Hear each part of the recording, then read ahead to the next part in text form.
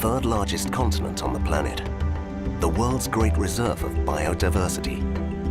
But in a few short years, urban development has accelerated, creating densely populated new cities and spreading asphalt and cement over what were until recently unspoilt rural areas.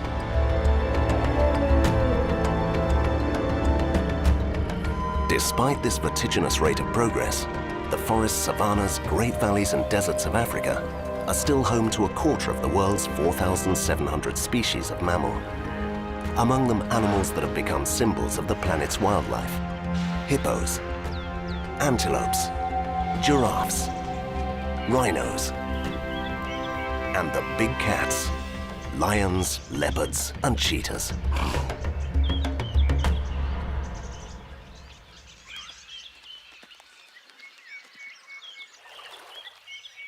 Over the last 150 years, animal populations and their natural habitats have shrunk dramatically. Meanwhile, the human population of Africa, almost 1 billion people, is doubling every 20 years, placing enormous pressure on wildlife, which is forced to compete for land, fresh water, and food.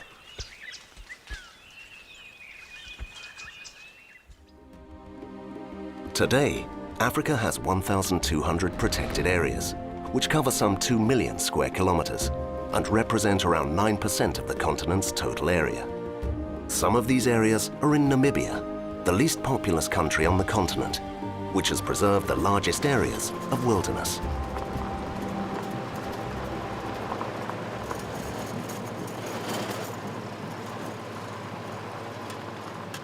Here, as in neighboring countries, the most successful national parks cater to a thriving tourist industry that provides direct benefits to the local community. Yet outside these areas, the situation for wildlife is catastrophic. Most Africans still live on the land, depending on crops and pasture, even where soil is of poor quality and water is scarce. Mankind is the principal rival, enemy, and threat to all other species, the apex predator of Africa, threatening the very existence of the great carnivores of the animal kingdom, the lion, the leopard, and the cheetah, in a desperate fight for survival.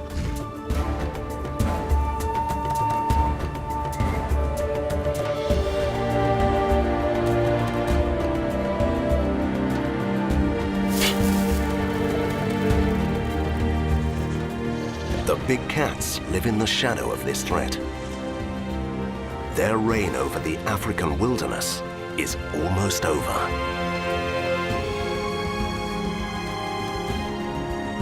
Is this the end of the big cats?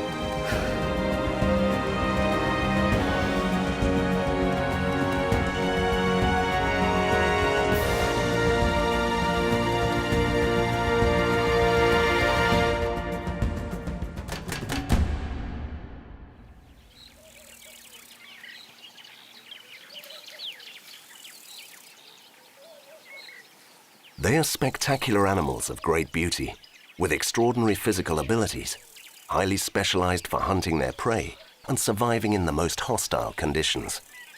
But none of these characteristics are of any use to them as they face the disappearance of their habitat.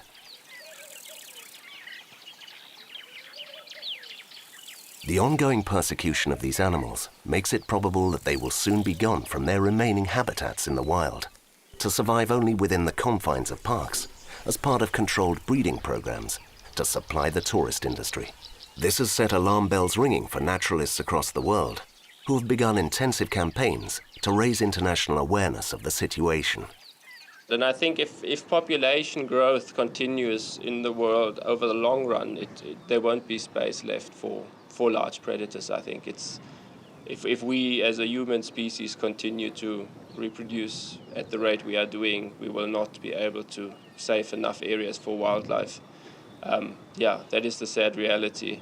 The big question is how do we manage coexistence in the future to avoid that these animals will only persist in captive scenarios or in very small government parks. This is the struggle. If the youth of tomorrow prefers to do PlayStation and sit on the internet and Facebook and and doesn't understand how we heal and how we survive by being in nature, how nature keeps us balanced, how we need nature. If the generations that are coming are not aware of how nature is being destroyed, there will be no nature.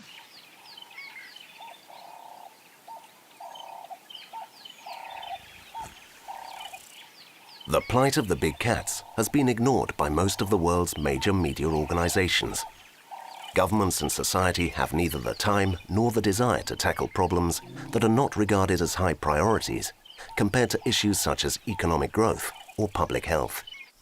No one dares to equate the decline in wildlife with problems of a social or political nature.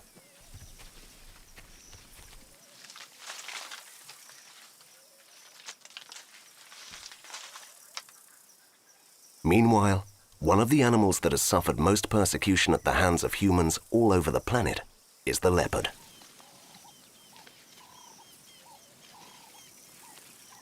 It is highly prized by poachers for its skin.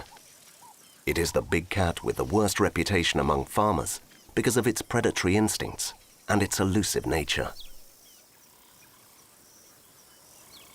The leopard, until relatively recently to be found across Africa, the Arabian Peninsula, and Asia, adapting to any habitat except the desert, is now subject to constant harassment. There is no reliable data on its current population, but a rough estimate suggests that there are 100,000 individuals across the world, more than half of them on the African continent. Research has shown that leopard population density has fallen dramatically in recent years. Some leopard subspecies, such as the snow leopard or the Amur leopard, are critically endangered, and others, such as the Zanzibar leopard, are already extinct. The great hunter, the most agile, powerful, and beautiful feline, is reduced to pleading for mercy from its main enemy, man.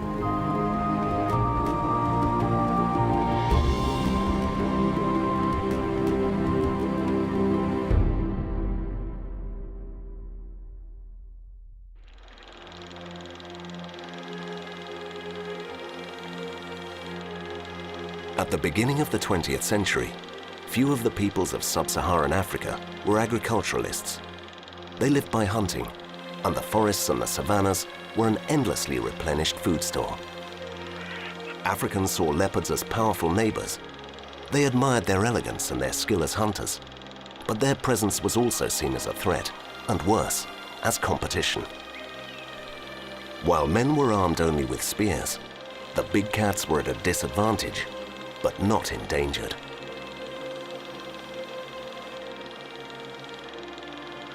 With the advent of firearms, this relationship changed.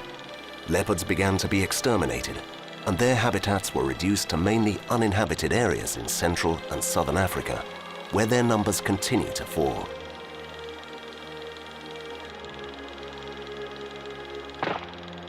The slaughter intensified between the 1960s and the 1990s, when big game hunting became a popular pastime amongst wealthy North American and European families, attracted by the excitement of killing a wild animal, whether it was a lion, a leopard, an antelope, a buffalo, or an elephant.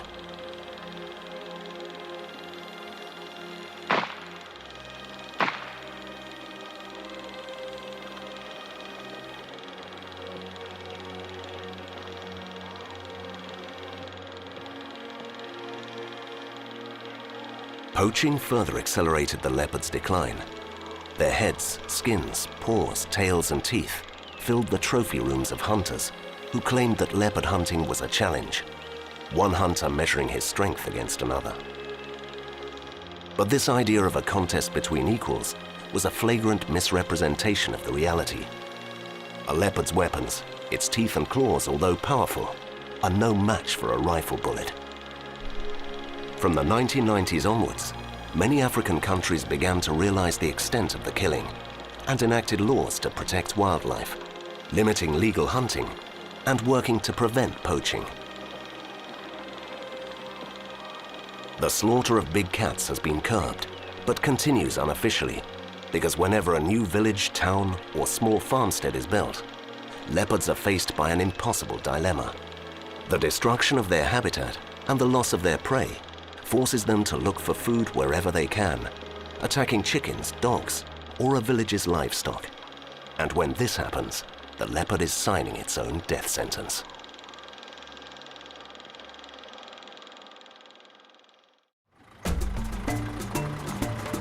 The conservation community wants to overturn these prejudices against big cats. For Natasha de Voronin, director of the Global Leopard Project, the biggest threat to the leopard is ignorance and unfounded fear. She has been studying leopard behavior for many years and considers them to be the most fascinating big cats of all. We accompanied her to spend a whole day observing a female leopard fitted with a tracking collar. She gave us her perspective on the issue of conflict between leopards and humans.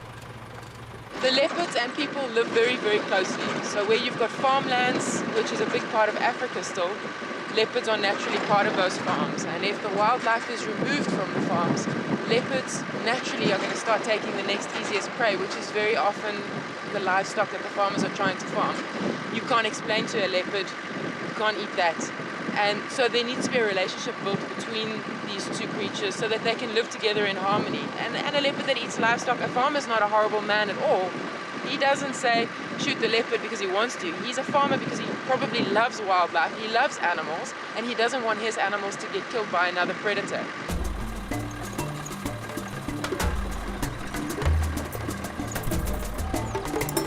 Thanks to the tracking collar, we're confident of finding the leopard within a couple of hours at the most. During the journey, we have to stop several times to pick up the signal transmitted by the collar, and so draw in ever closer to our target.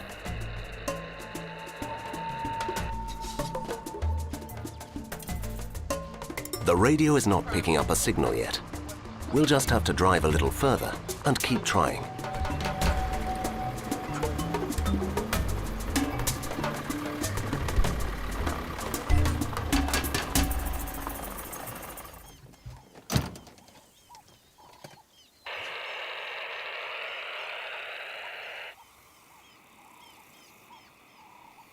This time, we're in luck.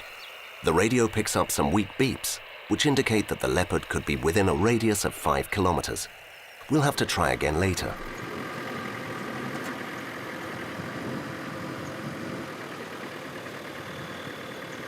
The use of radio collars to monitor and track predators is becoming more and more widespread. This not only makes it easier to gather accurate information about their habits, but also to locate them quickly, so that visitors to the park can film or photograph them.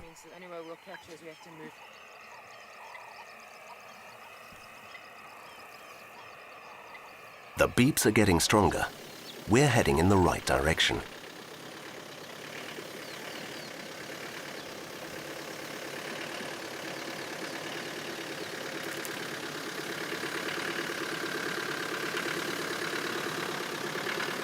If we're lucky and the leopard is resting, we'll be able to get up close very quickly. If she's on the move, things will be more complicated.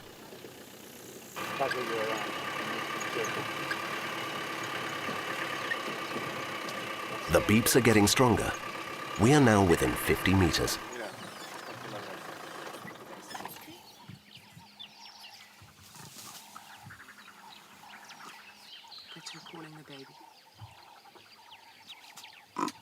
At last we find her. She's a 6-year-old female that Natasha has named Honey. She has a 1-year-old cub. The cub is not at her side, and this seems to be worrying her.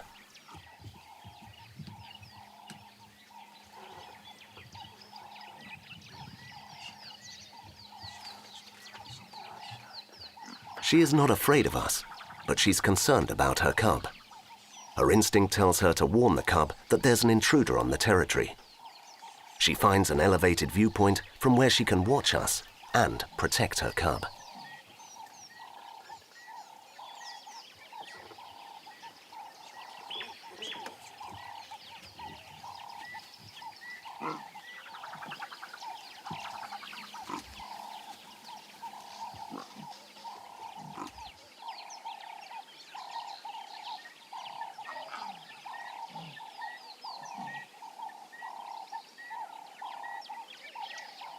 It's impossible to interpret the language of her roars, but she seems to be calling her cub, telling him to make his way to a safe place, far away from us, as carefully as possible.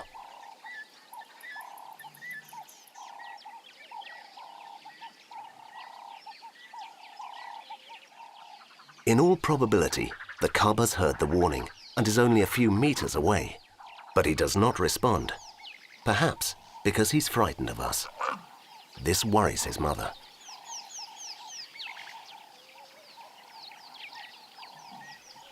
Female leopards that have given birth deliberately avoid males and other feline competitors, seeking out a safe territory where they can raise their young.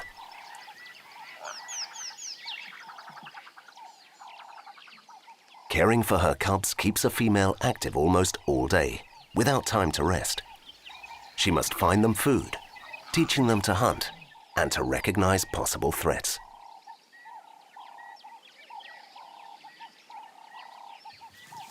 Natasha knows Honey well. She has been studying her for years and knows she's a sensible and experienced mother. I think with leopards, probably the most important thing is to act like a leopard. You have to act elusive and very calm and so on. And we've seen that she's not running away from us. In fact, what she's done is she's charged us a few times because she's very protective. I think it's a hormonal thing. We haven't proven anything as yet. But I think when leopards have got cubs, for all predators, it's the point at which they're most dangerous because they're trying to protect those youngsters. They literally will protect them with their life. She had a territory right next door to where we are. She gave birth to the cubs. And what she did, she gave her daughter a piece of the territory where she grew up. So from where she was born, that's the piece of territory that she gave this daughter.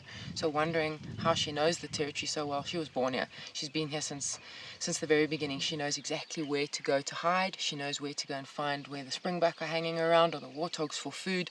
She knows every little tree, crack. If she needs water, she knows where to go. And the reason she knows it so well is she's been here since the day she was born.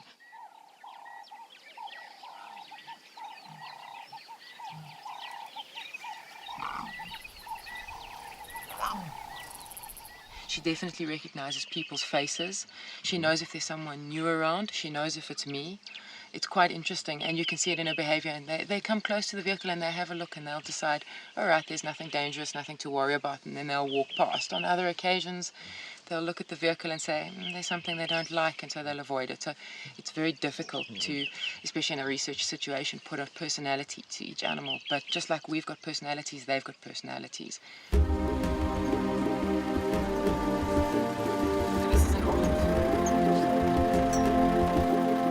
After a long wait, with no sign of the cub, we decide to leave and try again later.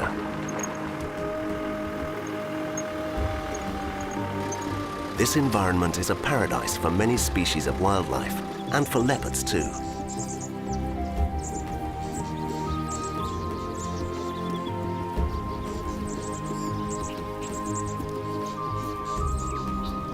Prey is abundant, and there are plenty of hideaways where they can live their solitary and secretive lives.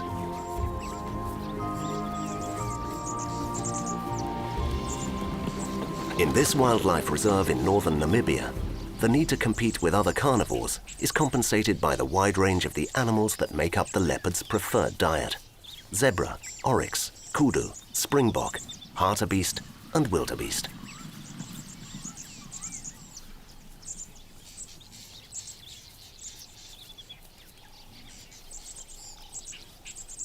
In fact, leopards will eat any kind of protein, from mice to baboons.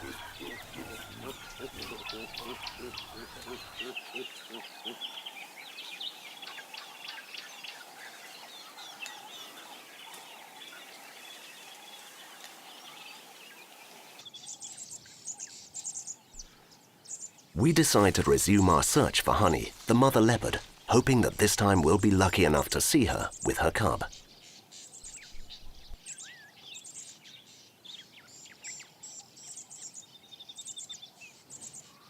We find her in an area of dense vegetation. Over the course of an hour, this is our only glimpse when she deliberately breaks cover. Displaying her great intelligence, she attracts our attention to let her cub creep away unseen. Her strategy of distracting us works like a dream.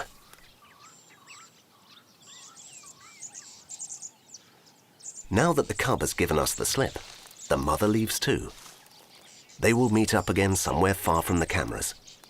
Leopards usually spend 2 nights in the same place, so we hope to see her again tomorrow.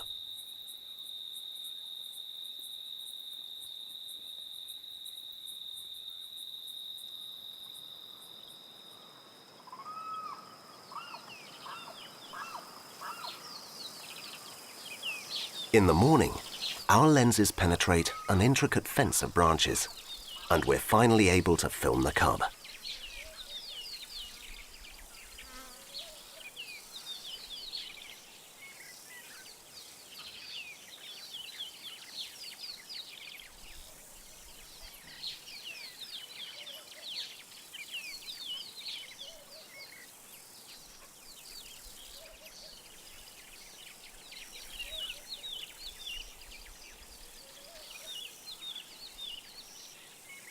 Later, the mother leopard plays another of her tricks on us, diverting our attention from the cub, moving about restlessly, turning her back on us, distracting us, all the while checking up on us with furtive glances.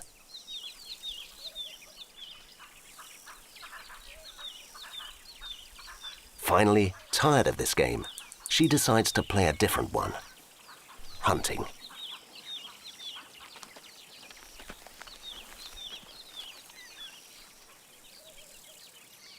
She allows us to follow her, but she wants us to keep our distance.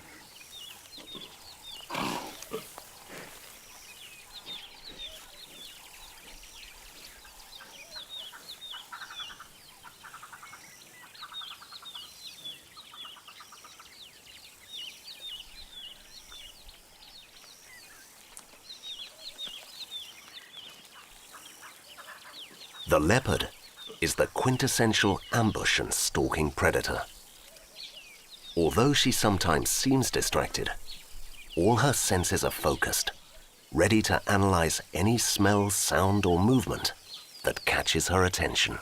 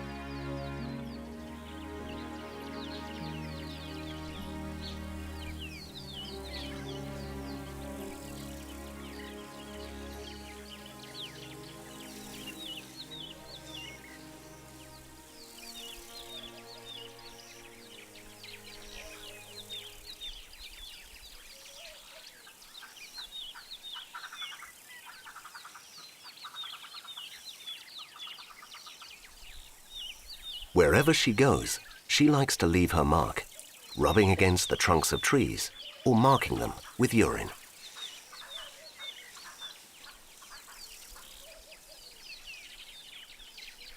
She never loses sight of us. She accepts that we're following her. She knows where we are and what we're doing at all times, and monitors all our movements. Suddenly, she picks up the pace. She seems to be drawn to something we can't see, and we lose sight of her for several minutes.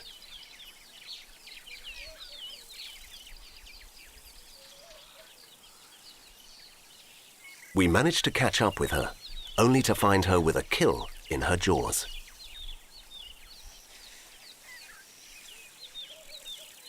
In those few seconds, she caught a small warthog. Now she really will disappear.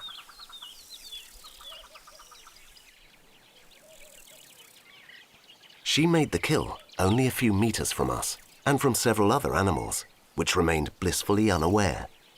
Her stealth and skill are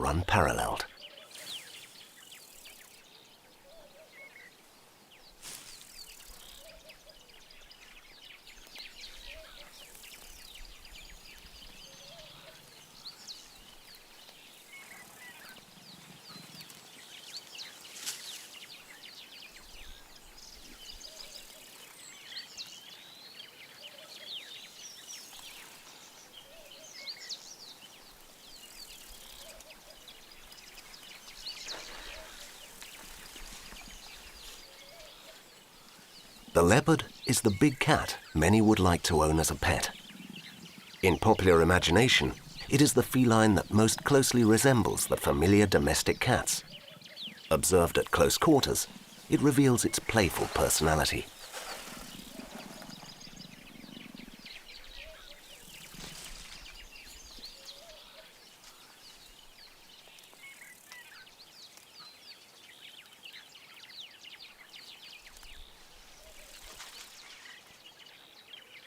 Leopards can live up to 15 years of age. They're a solitary animal, hunting on a home range of 10 to 15 square kilometers, and only occasionally emerging from their isolation to mate. Adult males can weigh up to 70 kilos, while females around 60. Females have a gestation period of 90 to 105 days, and normally give birth to a litter of 2 or 3 cubs, which they care for until they can fend for themselves. Leopards, unlike lions and cheetahs, are solitary creatures. Leopard are very, very solitary as a predator. Cheetah is a little bit more social in tolerating other cheetahs within its own range, and in terms of communicating with other cheetahs frequently and meeting them. And it is effectively a more social large cat than the leopard is, and the leopard is the most solitary of all of them. So that defines that they hunt alone, and they have to maintain their territory alone. They don't really tolerate any other predators of the same species within their range. A leopard male will cover 4 females, but the females within each other, they don't tolerate. They have very clear boundaries between their ranges.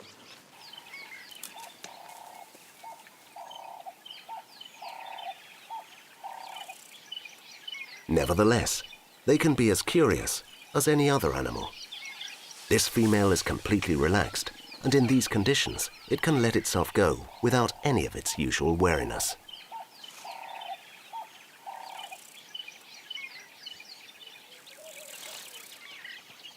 She rubs, scratches, and tickles herself, just like a domestic cat playing on the dining room floor. This leopard has a vast dining room in which to play.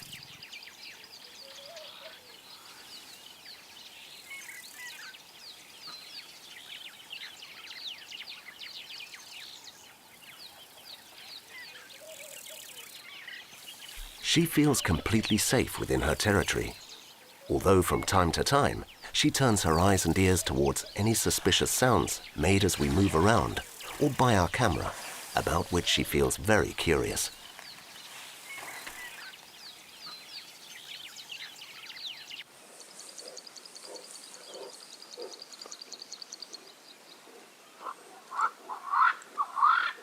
All felines are incredibly inquisitive. Just leave a camera on its tripod, an unfamiliar object in the natural environment, and comical scenes ensue. This lion examines the unfamiliar object closely, wondering what on earth it can be. At the same time, he is careful not to touch it.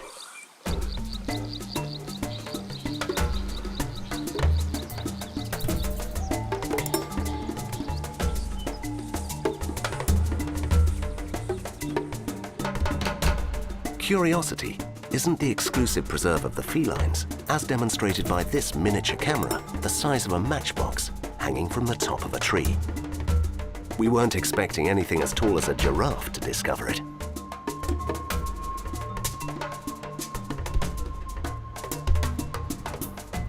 It's amazing how many different reactions a camera can provoke.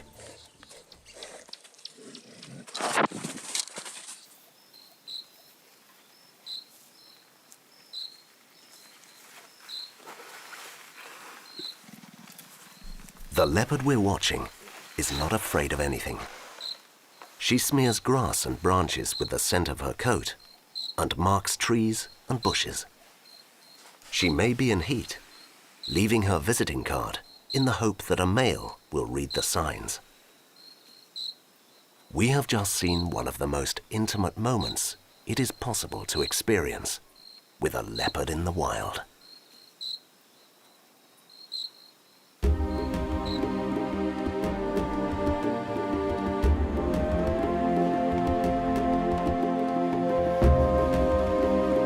For centuries, African wildlife was thought to be inexhaustible. Life was abundant and constantly replenished, and both humans and animals had a role to play within the delicately balanced tapestry of nature.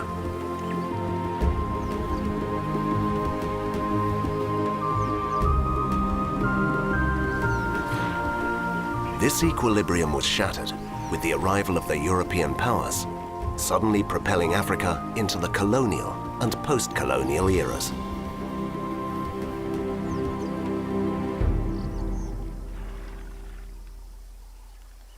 Since then, natural harmony has been destroyed with jaw-dropping speed. There are very few remote, isolated areas left where wildlife is not at the mercy of human impulses.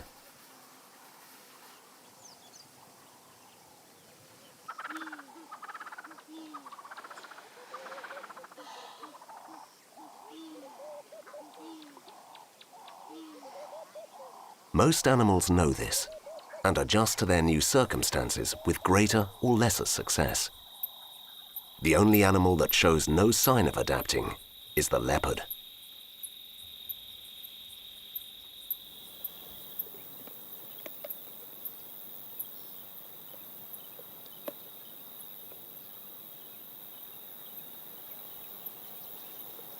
Night in the African wilderness still belongs to the leopard, the great hunter. This adds to its mythical status and sometimes works against it.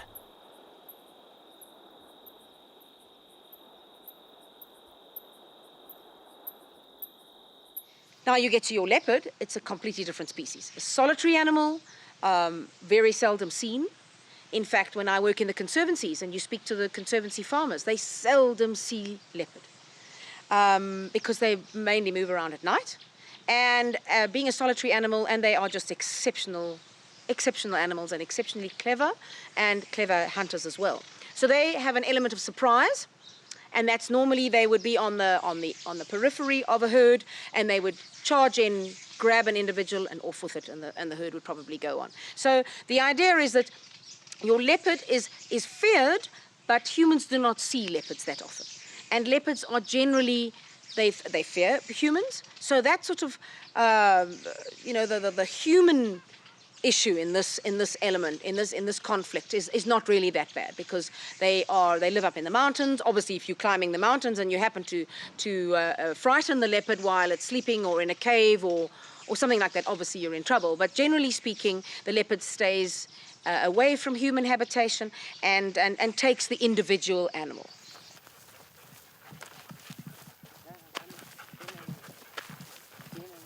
Many farmers appreciate the leopard's skill as a hunter, but know that in the long term it will become a problem unless tackled. Trapping leopards is a challenge which can turn into an obsession. The problem with a leopard is if there is not enough food for them, they will start to go into the calves. The other thing is also a calf is a very easy catch for them as a wild animal. A wild animal is more alert than a domesticated calf, you can say. And that's why the leopards more go onto those calves, because of the easiness. Yeah, you can say we try to live together with the leopards here. We have to live together with them. They are here in our veld environment, and so you don't see them often because it's a very shy animal. So what we are also trying to do, if there is an animal or a calf has been caught by a leopard, that we try to catch that leopard with a cage, to relocate that animal, because if a leopard catches a calf, he normally comes back to his prey. So you know which one is the problem animal. Taking him out of that environment and relocating him somewhere else, you get a space in the, or with your losses, haven't got so much problems anymore.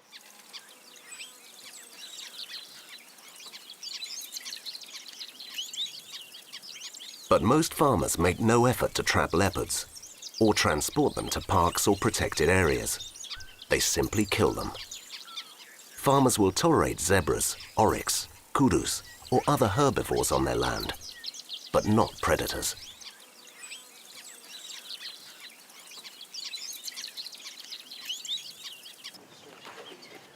We travel to the home of the AfriCat Foundation in Okonjima, Namibia.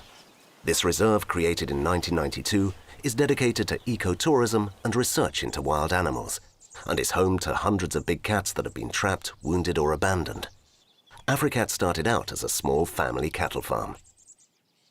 So my dad was farming on Okonjima with cattle, and he was losing between 15, 20 calves a year to the leopard. And he did what all farmers did. He shot and he killed and he set traps, but it didn't really help, and it didn't really have any positive effect. In fact, it sometimes was even, it got worse after he killed a leopard, or after he had killed, confiscated the leopard out of the area. It got worse. So he started doing very simple research. As a simple man, a simple farmer, trying to understand this enemy instead of just killing and doing what everyone else did. The Hanson's father had struggled with leopards for many years. He hunted them like any other farmer, until he came to see that they too needed a home, and his outlook changed. His children grew up to become passionate conservationists, who promote ways of defending farms from big cats, rather than killing them. To protect your livestock from leopard is slightly easier. First of all, they're solitary animals. There are not that many of them around at one time, and they normally just take an animal and then you don't see them again. So there is basically protect your smaller animals from them, although leopards and cheetah are known to take large cattle. But generally speaking, your smaller animals, your kraals do not have to be that high, but they need to be strong, and generally a guard dog with your livestock and a human can generally work wonders by keeping these animals away from your herds.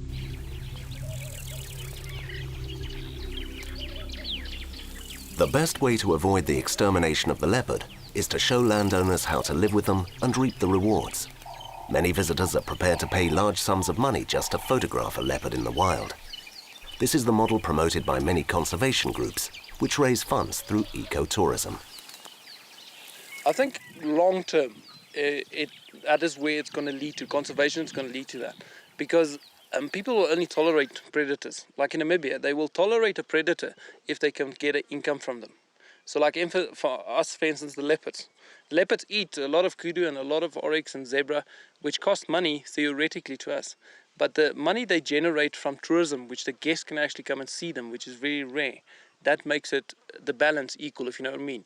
So if I, for instance, on a farm, if a farmer can realize that he can take a foreign tourist to see a leopard on his farm, he will actually make a lot of money rather than just shooting that leopard. Because he will shoot the leopard once and he will make, say, $10,000, because that's what he will get from the leopard. But if that leopard lives for 10 years on his farm, he will maybe take 1,000 people seeing that leopard. He will make $1 million out of that leopard, the long term.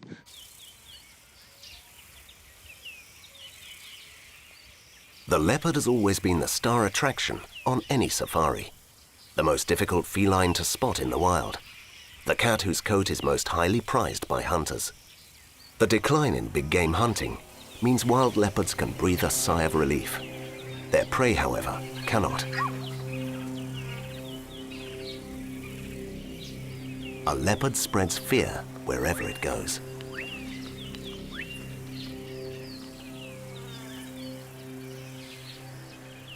Even when it's simply taking a stroll.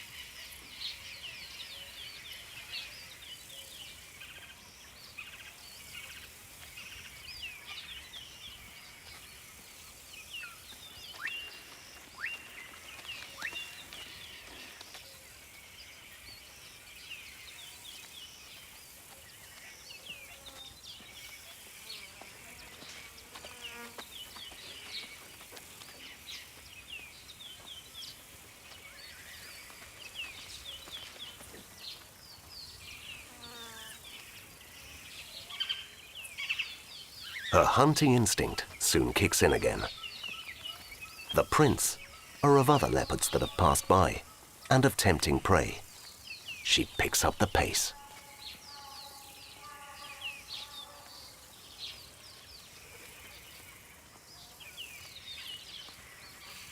Leaving the river behind, she plunges into the tall grass.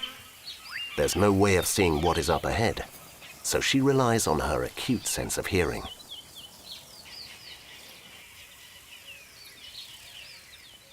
She knows perfectly well what lies on the other side.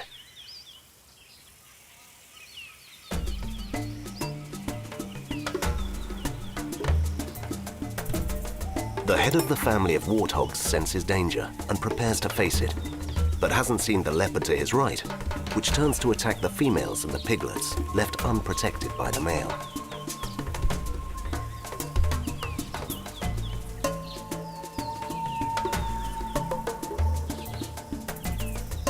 The leopard moves fast. She exploits the distance between the large male and his family to kill a piglet. The male will not reach her in time to stop her.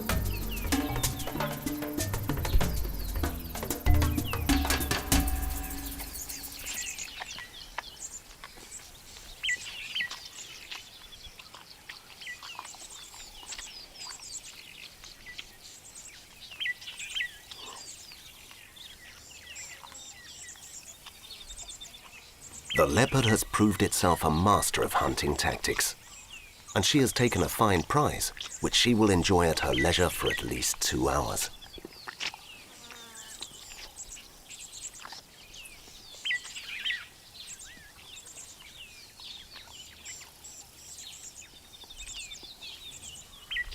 After her apparently interminable feast, she surprises us again.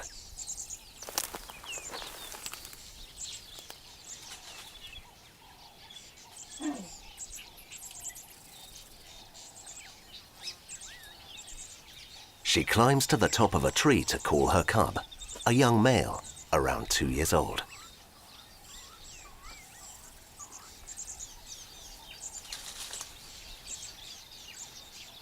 She is not afraid of us, but she is on the lookout for any threat to her cub, especially lions and hyenas, a leopard's principal enemies. This is why she moves from side to side, ensuring there is no danger in the vicinity.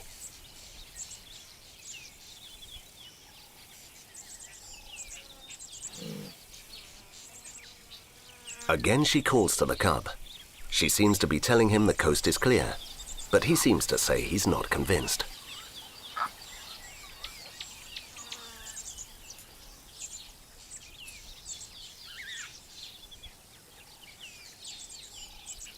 The mother is happy to wait.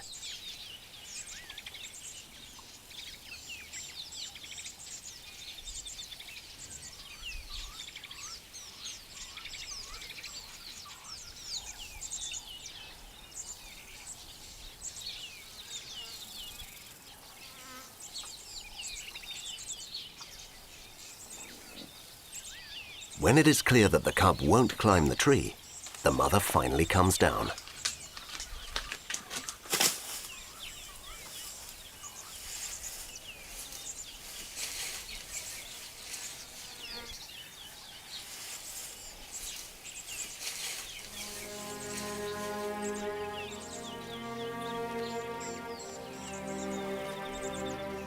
They walk together. The mother leads the way, and the cub follows.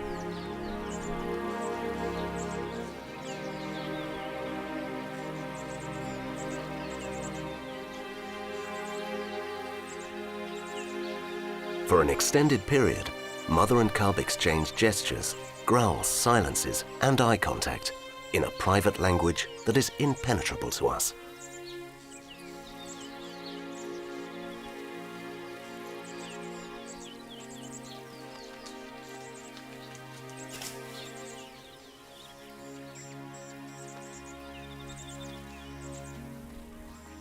As they travel, they communicate, catching up on the news just like two people who haven't seen each other for some time, until the conversation ends and they go their separate ways.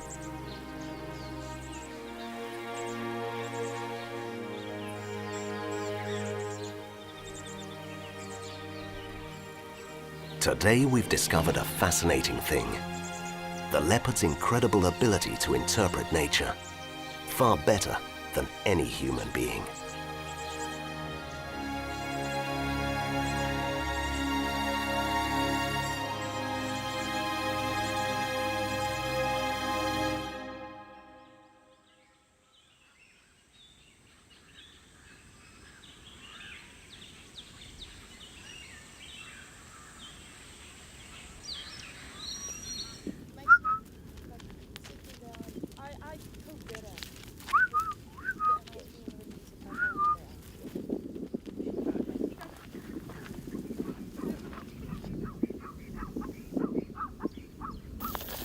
The wild African cat that looks most like a domestic cat is the caracal. So we walk them, and then you see that they don't want to go back to the car. They normally stay out, the females especially, they'll stay out for... So weet jy, Joko.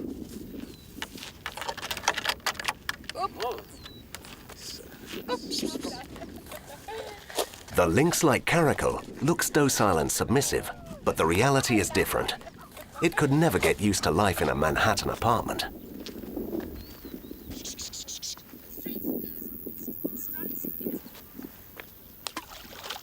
Marlies van Vuren is a well-known Namibian conservationist and an authority on big cats. According to Marlies, the big cat's most characteristic trait is the desire for freedom, and they can be very aggressive in seeking it. And among the felines, the leopard is the one that fights hardest. I think if you look at Namibia, I'm speaking about Namibia because most of my experience is in Namibia.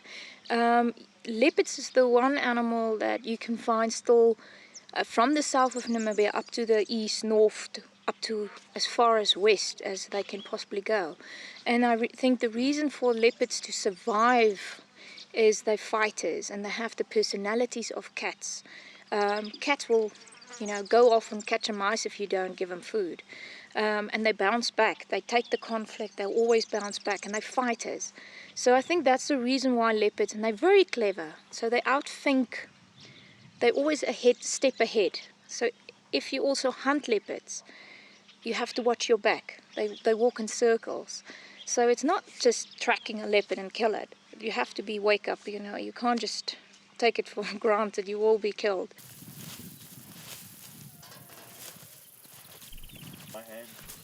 Sadly, their hunting instincts will be inhibited still further in the future, and they will have to adapt to life behind bars, even when they enclose such wide open areas as this one, and despite the stress that this can cause them.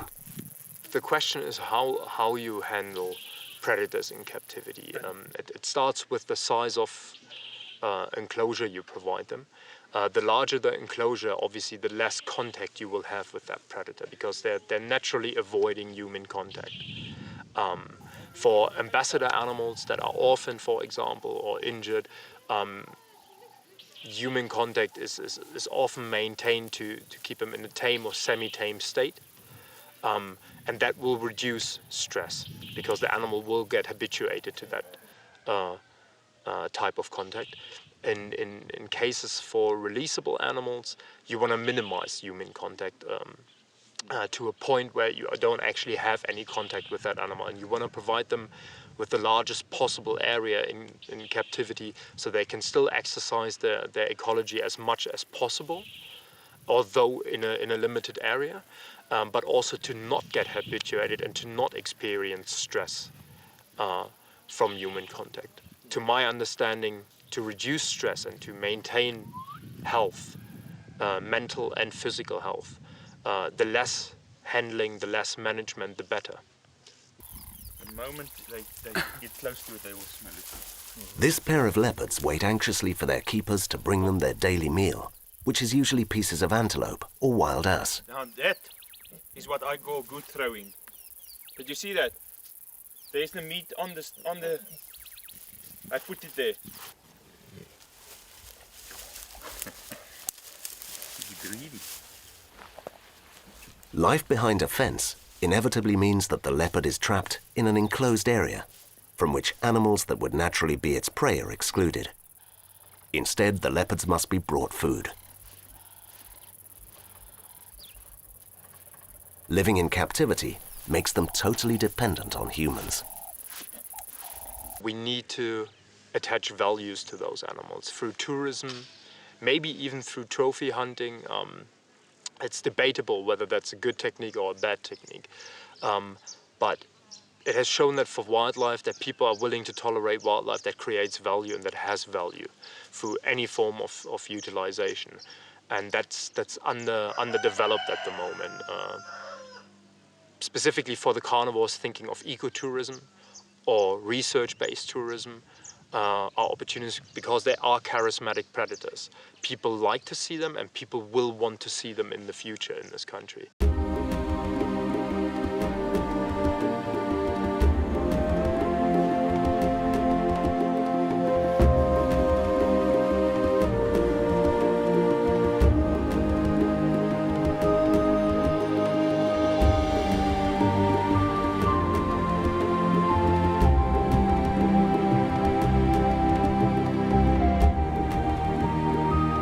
The leopard is a fascinating animal. It is the stealthiest, most daring, intelligent, and independent of the big cats. Its self-sufficiency and adaptability enable it to live in places where other predators could never survive. Leopard numbers are falling fast, but despite predictions of its imminent extinction, it is holding on better than lions and cheetahs, thanks to its finely honed survival instincts, which drive it to find habitats that are as far as possible from civilization. Only a few years ago, this solitary big cat was the most highly prized hunting trophy. Now, luckily for the leopard, locals and tourists have swapped their rifles for cameras. And if the king of the jungle, the lion, is the star of the photo albums, the leopard comes a close second.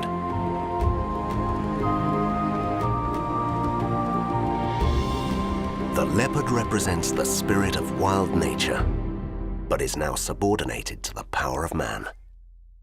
Man has the power to create beauty, man has the power to protect, man has the power to destroy. But the Red Indians thousands of years ago said that if man destroys nature, if man destroys the animal, we are next to go. You know, so I truly think that if we lose this balance, we're in trouble. And if we are intelligent enough to create the iPad or fly to the moon or discover water on Mars, why can't we find a way to protect our planet? You know, the place where we live, the place where we keep our stuff. As they love saying, it's crazy. It makes no sense.